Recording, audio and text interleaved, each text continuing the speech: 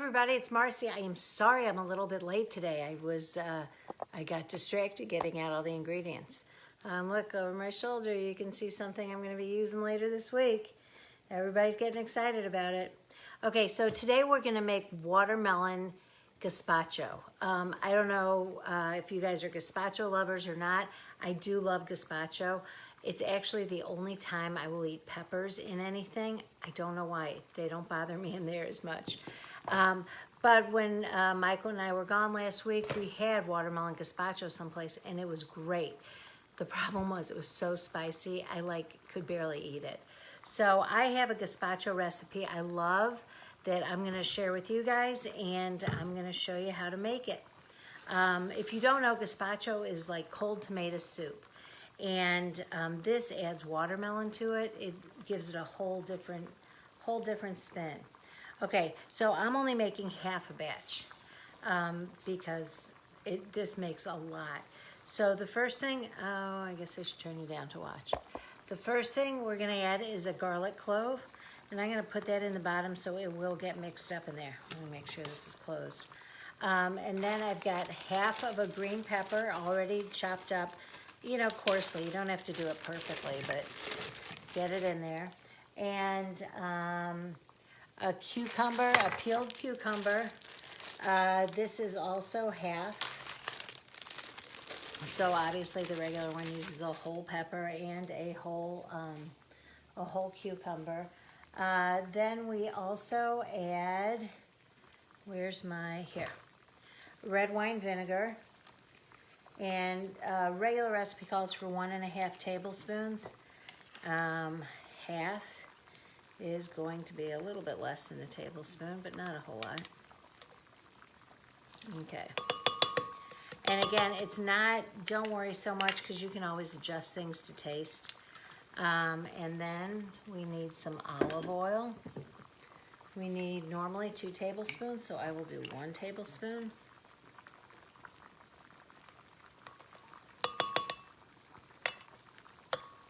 That should be it for that. Next, I'm going to add a little bit of Worcestershire sauce. Worcestershire, I don't know, I never know how to pronounce it. I'm just gonna really just do a splash of that. Then I'm going to add this is a combination of our garden herb blend because I like the veggies that are in that, and the everyday blend because it has the salt, the pepper, everything that I want to add. So I'm adding about 2 teaspoons of the combination of that to it. What else has to go in here? Half a cup of water, which is 1/4 of a cup for all those math whizzes. And that's it. That's the first round.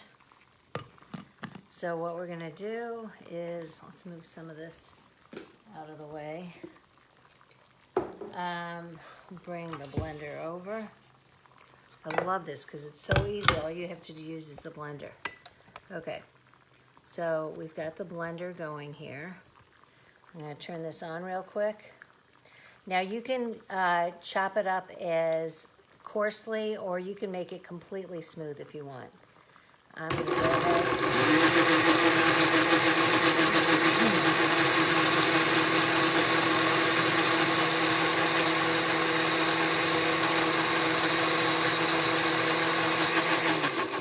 Okay, gazpacho really should sort of have some chunks in it, but okay, now what I'm going to do is pour this into the bowl. Does not look so pretty right now. Then the next thing I'm gonna add are the tomatoes. Now it calls for 8 peeled tomatoes, or we're gonna do 4. Have you ever peeled a tomato before? I'm gonna show you how to do it right now. So you take a tomato at the bottom, you put a little X, and then take the tomato, put it on a fork. Here, we're gonna go over here. And dip it in boiling water for literally about 10 seconds. Okay, I'm gonna turn this off now because I've already actually pre-peeled all of these because I didn't think that was gonna be so fun to watch. And then watch how easily this comes off. The tomato peel literally just comes away from it. And you saw, what was that, 10 seconds maybe?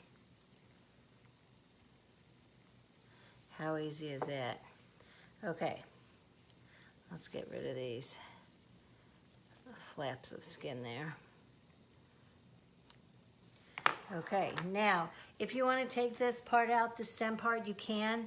You don't necessarily have to because there's so many vegetables chopped up in here, and it is going to be blended, and it's not like that's a terrible thing to eat, but I will go ahead and take it out. And take that last little bit of skin off. And now you got to sort of coarsely chop the tomatoes. I'm going to do it in, I guess I'll do it in this. And then we're going to put all of this in the blender too. Let's get that a little smaller. Okay.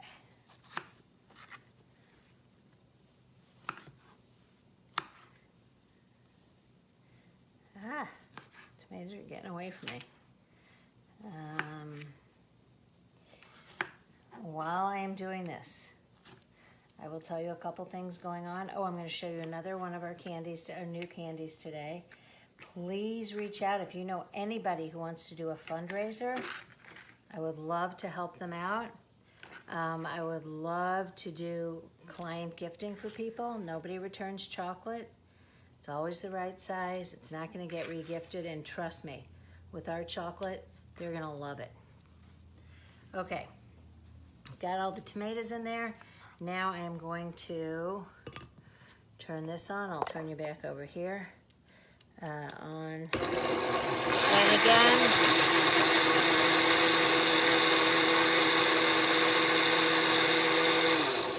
again, if there are chunks in here, that's absolutely fine. That's sort of what gazpacho is. Yeah, we had some chunks in there. Okay, now the last thing I'm going to add to this, let me clear this out. The last thing I'm going to add is, nope, not the last. I got the hot sauce too. I'm going to do that to taste. The last thing I have to add is the watermelon. Now this is about half of a watermelon. You can do as much or as little as you want. You know, if you like it sweeter, if you have like the world's best watermelon, I never seem to get those. By all means, use as much as you want. I'm going to pour this, and I might regret it in a minute. I'm going to fill this blender with watermelon.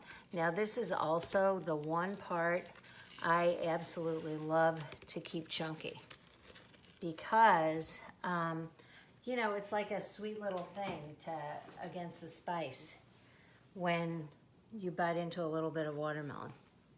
Okay, so here we go. Full of watermelon. Will not be for long.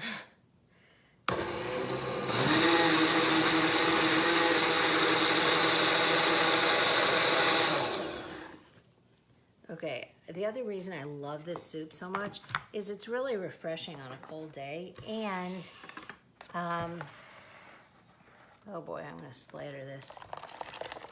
It's really refreshing on a cold day, and also it doesn't like heat your kitchen up except for taking that off. Okay, all of it's together. I'm gonna stir it up. Now I'm gonna add a little bit of our green chili hot sauce. This really was nice in there. And I added pretty liberal amounts, and you guys know I am not a huge fan of spicy, but I think I put at least a tablespoon or two in there. Okay, now what you do, stir it all, make sure it's all mixed well, and then put it in the refrigerator for like an hour or so, and I will show you. Great way to serve. So, oh shoot, I meant to get some pepitas in here. Oh well. Okay, so put it in your bowl. Then, let's move the bowl now. Oh, spilled some. Put it in your bowl.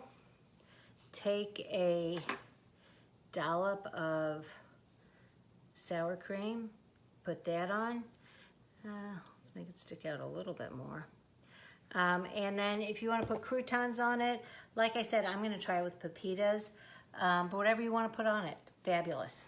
So I hope you really like this because it is one of my favorites, and I told you it's the only time I eat peppers. Okay, what else? I wanted to introduce you to another one of our new products, eggnog truffles. Now, if you have that annoying friend who is like wanting to get their Christmas lights up already, I don't know, maybe this year it's just getting on to the end of the year. But these are absolutely holiday thought-provoking. I mean, they taste like eggnog. I guess that's a good name for them then. So here's this. It's Dove Dark Chocolate. These are also a limited edition.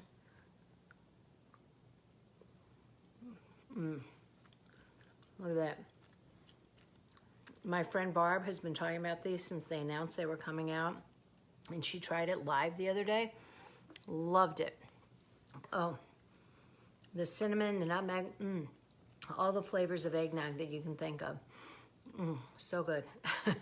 So tomorrow we're going to try one more, and I don't know, I've got that special thing that people have been asking for coming up. It's going to be this week, maybe tomorrow, maybe Friday. We'll see.